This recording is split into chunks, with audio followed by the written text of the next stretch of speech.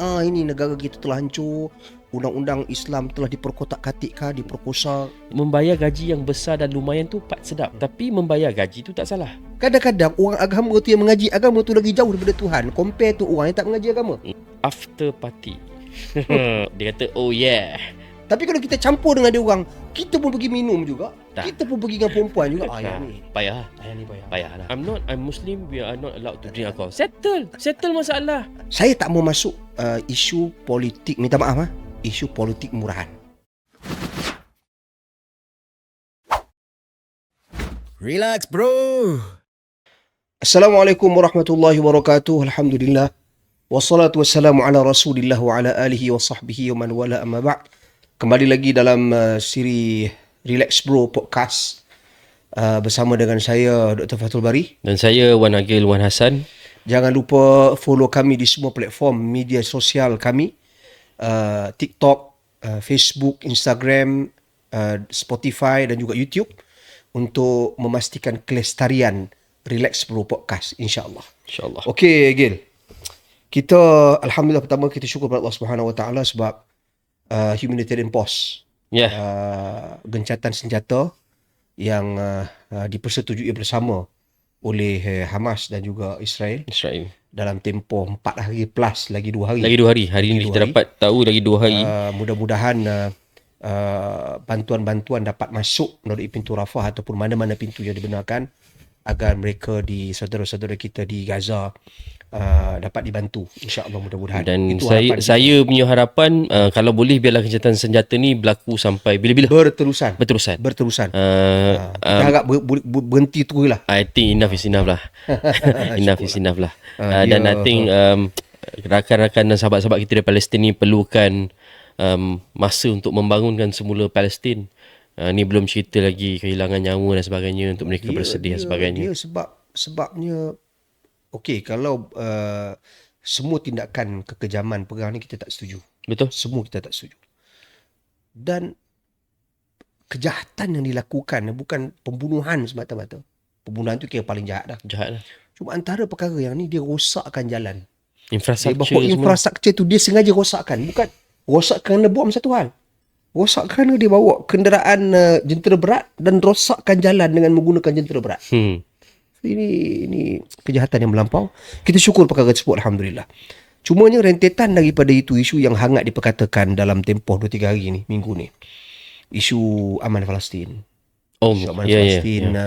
Ni antara yang hangat lah. Ya, yang hangat. Kita tahu background aman Palestin, iaitu rakan-rakan sahabat kita juga daripada ISMA. Tak apa, bab ISMA tu letak ke tepi. Kita bukan nak bincang berkenaan dengan ISMA. Cuma berkenaan dengan aman Palestin yang mana kalau kita tengok yang di-announce, yang diumumkan oleh SPRM, saya rasa quite serius. Pengumuman itu bukan kita tak nak terlibat dalam nak buat judgement apa-apa. Tak ada judgement lagi. Inti kita serah. Kita minta kita relax dulu. Kita relax dulu. Kita serah kepada pihak berkuasa untuk jalankan tugas mereka. Kalau tengok 41 bank account, syarikat dibekukan dengan jumlah 15.8 juta. 4 keping jongkong emas dirampas. Kemudian ada dakwaan sumbangan orang ramai yang diseleweng. Aman Palestin kata benda ni fitnah. So itu antara Aman Palestin dengan SPRM. Saya difahamkan mereka pun buat saman lawsuit kepada ingin menyaman. Ingin menyaman SPRM. So itu biar benda tu berlaku dalam proses. Cuma pandangan kita dalam situasi yang seperti ini. Bukan soal aman Palestin semata-mata. Sebenarnya kita kena tahu bahawasanya banyak lagi NGO yang membuat kutipan-kutipan dana untuk bantuan. Which is dalam Islam simple je. Dalam Islam kita dituntutkan memberi. Kita beri dengan ikhlas. Sampai tak sampai tugas orang yang menerima. Cumanya dalam Islam juga apabila Nabi SAW ajar kita melihat dan menilai kemampuan orang yang menerima tu. Which is kalau kita tengok orang yang menerima tu badan dia sihat, suruh dia bekerja. Kalau kita tengok orang yang menerima tu badan dia tak sihat, kita bagi dan bantu dia. Mesej yang Nabi nak bagi kat situ maknanya cuba cek bantuan kita tu benar-benar sampai ke tidak. So tak salah untuk kita buat semakan. Itu dari satu perspektif. Tapi bagaimana you punya pandangan dari sudut isu aman Palestin? Isu aman Palestin ni saya tengok dia sebenarnya isu persepsi yang gagal diurus bukan saja oleh kerajaan tapi juga oleh aman Palestin. Dia bermula bila mana ada persepsi masyarakat yang mengatakan terdapat salah guna kewangan yang dibuat oleh aman Palestin. Itu yang pertama. Disokong pula dengan permintaan Mufti Perlis Dr. Mazhar yang mengharapkan supaya Jabatan Agama Islam Perlis tidak membuat sumbangan melalui aman Palestin, dan beliau menuntut ketelusan dalam pengumpulan dan pengagihan dana oleh aman Palestin. Tu yang nombor. Dan saya nak clearkan yang tu, Dr. Mazhar bukan kata selama-lamanya tidak. Betul, dia suruh. Dia minta dia hanya suruh minta ketelusan. Jadi yang bagi saya itu adil. Itu perkara pertama. Maksudnya perlu ada ketelusan dalam proses penerimaan dan pengagihan dana. Dan penggunaan dana. Kedua, bila dikatakan bahawa aman Palestin menggunakan juga sumbangan orang ramai ini untuk bayar gaji. Dan dia nak tambah sedap dia, bayar gaji yang besar. Itu sedap. Part yang membayar gaji yang besar dan lumayan tu part sedap. Tapi membayar gaji tu tak salah.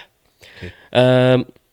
Kalau saya semak M&A dalam SSM, Aman Palestin ni, untuk pengetahuan semua pendengar, ia adalah merupakan satu company CLBG, corporate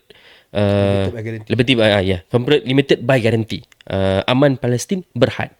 Bermaksud dia berdaftar dengan SSM, dan objektif dia ada dua. Satu, bantu Palestin. Satu, bantu mana-mana negara yang memerlukan bantuan kemanusiaan. Jadi dua objektif ni, itulah dia fungsi Aman Palestin.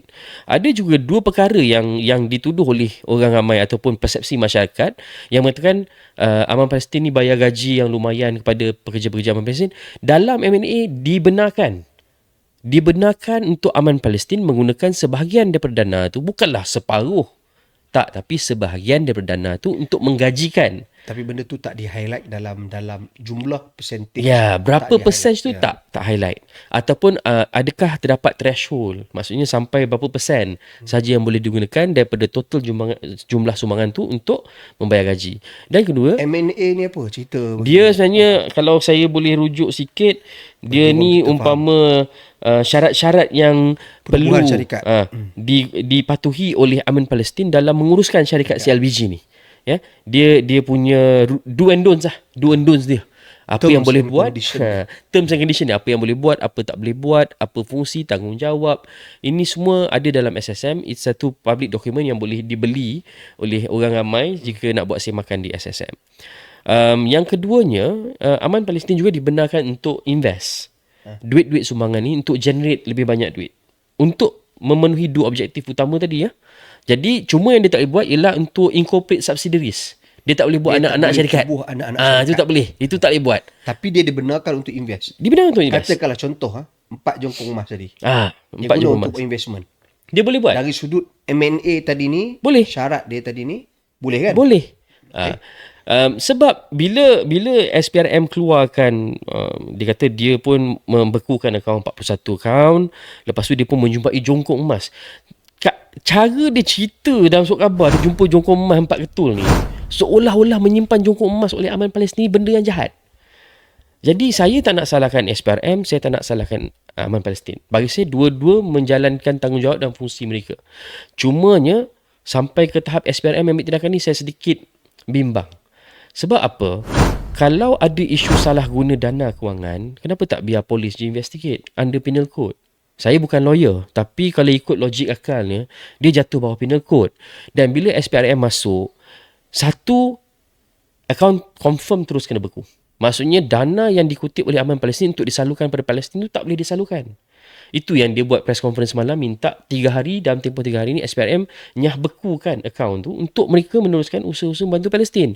Itu yang pertama. Keduanya, you investigate Aman Palestin, contoh AMLA ni, atas sebab apa? Dan you cerita semua dalam surat khabar. Kalau betul you buat investigation, you cerita dalam court. Stealth mode, sebab apa? Akhirnya nanti, katalah Aman Palestin dia dapati tidak bersalah. Tapi the damage has been done. Aman Palestin brand tarnish for good. Maksudnya lepas ni, katalah tak bersalah pun, tak ada siapa nak percaya Aman Palestin.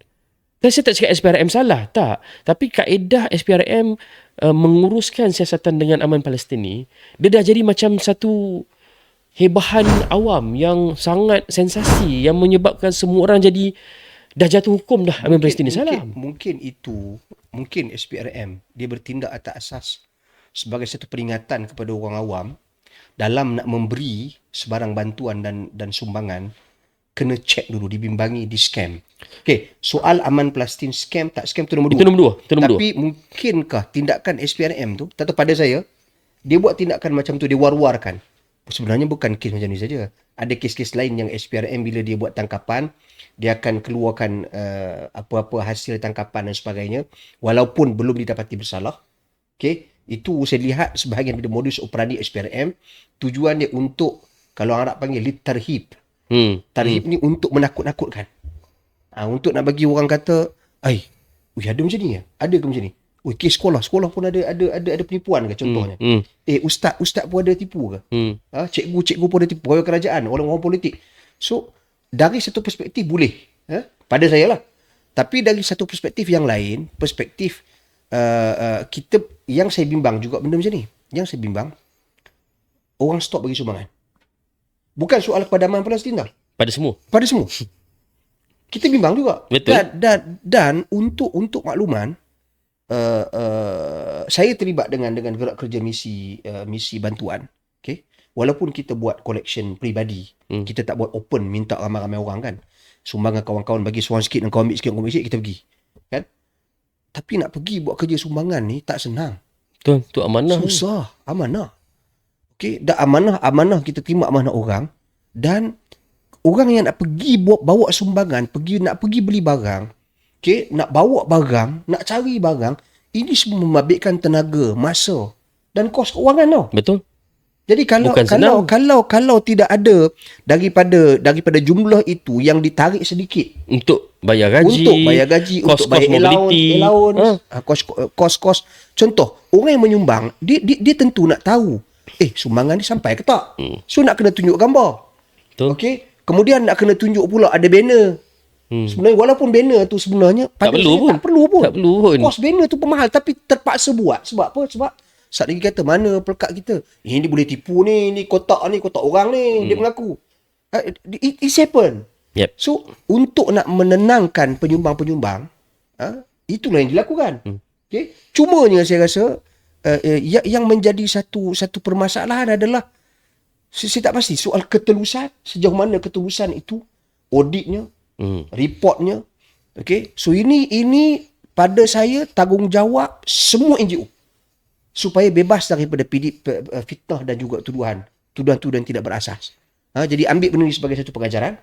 Soal betul tak betul tu nombor dua. Itu nombor dua. Okay? SPRM dia buat kerja dia, dia buat tanggungjawab dia. Yang paling penting yang kita sebenarnya pada saya, bantuan kita tetap kena teruskan. Kita serah pada pihak berkuasa tentukan. Cuma kaji terlebih dahulu agar kita ni tak di-scam. Betul. Itu satu. Yang keduanya, kalau boleh, bila ada isu-isu macam aman Palestin ni, saya berharap sangat supaya tindakan yang dibuat oleh SPRM ni betul-betul berdasarkan bukti-bukti awalan yang confirm. Ya. Ada salah aku. Sebab kalau tak, kesian kawan kita aman Palestin ni. Itu yang pertama. Yang kedua, yang adil lah. Kerajaan kena ambil ini sebagai satu iktibar. Okay. Sebagai satu iktibar bahawa kumpulan-kumpulan ataupun NGO ataupun CLBG yang mengumpulkan dana daripada rakyat untuk tujuan memberi bantuan ni, seharusnya diaudit oleh kerajaan. Ya. Diaudit dan juga laporan tu perlu diberikan. Kepada kerajaan. Satu lagi saya tambah sikit lagi. Ada orang kata buat kerja-kerja NGO sukarelawan ni tak ada pendapatan. Tapi sebenarnya kalau kita lihat di negara-negara luar, dia orang ada program social entrepreneurship. Inilah social entrepreneurship.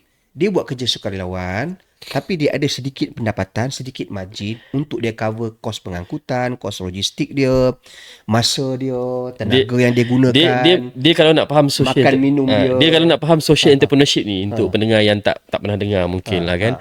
Social entrepreneurship ni sama macam orang buat bisnes. Cumanya dia buat kerja yang membantu orang. ataupun benda-benda yang Kebajikan. memberi kebajikan dan kebaikan kepada cause dia lah, apa objektif dia lah. Kalau dia suka tanam pokok, untuk tanam pokok. Kalau dia suka untuk bantu orang miskin, untuk bantu orang miskin. Kalau dia suka untuk ajar budak sekolah, dia ajar budak sekolah atas dasar NGO, memberi.